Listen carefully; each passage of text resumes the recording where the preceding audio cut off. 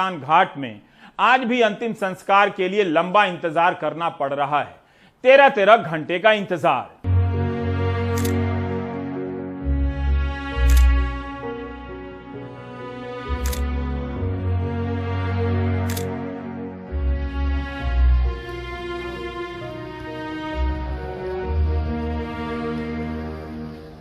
भोपाल के सबसे बड़े शमशान में कोरोना के शवों के आंकड़ों का अंतिम संस्कार होता रहा।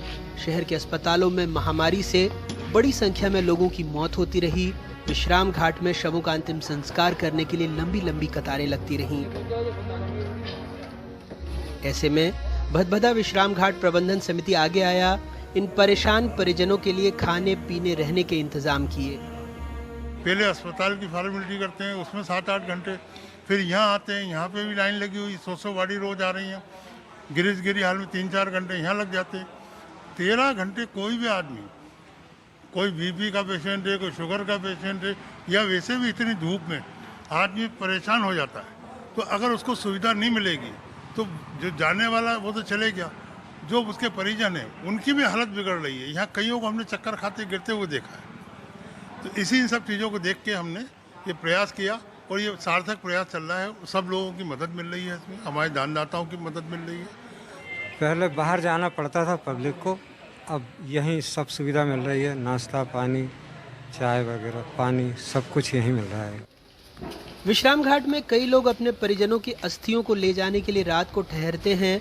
उनके लिए कुछ बिस्तरों का भी इंतजाम किया गया। यहाँ चाय भी उपलब्ध है और लोगों को परेशान नहीं होना पड़ रहा है। पानी पीने को मिल रहा है, बोतलें मिल रही हैं, नाश्ते की व्यवस्था है।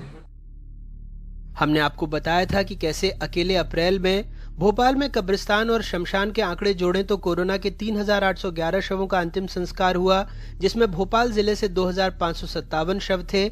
लेकिन सरकारी आंकड़ों के मुताबिक पूरे अप्रैल में कोरोना से भोपाल में सिर्फ 104 मौत हुई।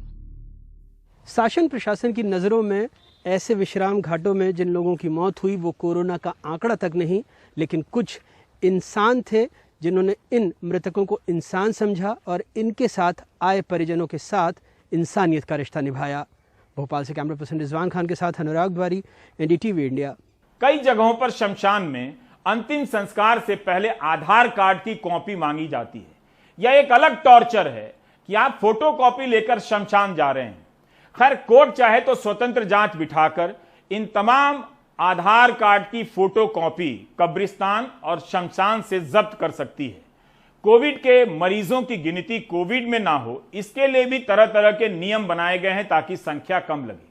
उसके बाद भी संख्या में इतना अंतर है कि छिपाए नहीं छिप रही है। गांवों की संख्या का तो किसी को पता नहीं, अंदाजा भी नहीं। गुजरात में दिव्य भास्कर ने एक रिपोर्ट छापी है कि गुजरात में मार्च से लेकर 1 मई तक 4,218 लोग कोविड से मरे हैं। यह सरकारी आंकड़ा है। लेकिन इन 71 दिनों में 1,23,871 मृत्यु प्रमाण पत्र जारी किए गए। पिछले साल इसी समय जारी किए गए मृत्यु प्रमाण पत्र से 65,781 अधिक मृत्यु प्रमाण पत्र जारी हुए हैं। इनमें से ज्यादातर की मृत्यु कोविड से हुई है। इस खबर के बाद गुजरात के गृह राज्य मंत्री ने कहा कि यह निराधार है। मृत्यु की संख्या और मृत्यु प्रमाण पत्र की संख्या में अंतर हो सकता है क्योंकि लोग मृत्यु के समय पर प्रमाण पत्र के लिए पंजीकरण नहीं कराते हैं। क्या ऐसा होता होगा? हम इससे भी इनकार नहीं कर सकते। गृह मंत्री कह रहे हैं कि कभी कभी लोग एक से अधिक जगह पर रजिस्ट्रेशन करा लेते हैं। क्या इससे संख्या 1,21,000 हो जाएगी? गृह मंत्री के अनुसार लोग 2 शमशान में पंजीकरण करा रहे हैं, लेकिन कोई 2-2 मृत्यु प्रमाण पत्र लेकर क्या करेगा? क्या गृह मंत्री की सफाई कबूल है? तो फिर प्रधानमंत्री की डेटा में पारदर्शिता की बात कैसे लागू होगी? दिव्य भास्कर के संपादक देवेंद्र भटनागर ने अपनी खबर को लेकर ट्वीट किया है कि सारे मृत्यु प्रमाण पत्र मार्च से लेकर मई के बीच हुई मौतों के ही हैं और उनकी खबर सही है। 2 महीने 3 महीने के दौरान जो तस्वीरें हम लोगों ने अखबारों में छापी हैं, जो तस्वीरें हम लोगों ने देखी हैं, शमशान में जो चिताएं 8-8 घंटे की वेटिंग में रहती थी, शमशान घाट में जो भट्टियां होती थी, उनकी लोहे की भट्टियां वो पिघल गई, अस्पतालों से जो शव निकलते थे, अखबारों में 16-16 पन्ने के अखबारों में 8-8 10-10 पे ओबेचुरी के छपते थे, ये सारे आंकड़े हमारे सामने लगातार आ रहे थे। बट इन आंकड़ों के साथ साथ सरकार जो आंकड़े रिलीज करती थी वो डेटा भी हमारे सामने आ रहा था। सरकार के डेटा में और जो ग्राउंड से हमारे पास जो डेटा आ रहा था उसमें जमीन आसमान का अंतर आ रहा था। तब हमारे दिमाग में चीजें आई